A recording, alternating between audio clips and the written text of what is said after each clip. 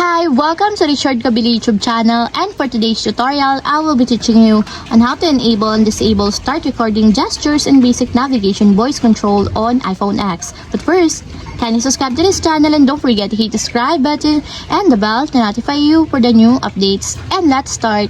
Using your iPhone X from your home screen, first go to Settings. Then in the settings, scroll down and find the accessibility and then tap.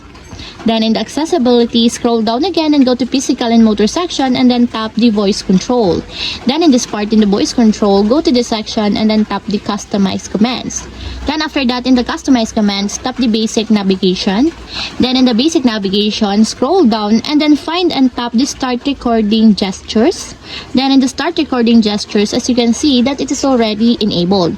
But you have to activate also the switch button under the confirmation required to fully enable the start recording gestures in your basic navigation until it becomes green.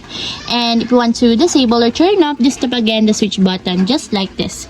And that's it, we have successfully enabled and disabled start recording gestures and basic navigation voice control on iPhone X. If you have a question, can you comment down below and don't forget to hit the subscribe button and the bell to notify you for the new updates.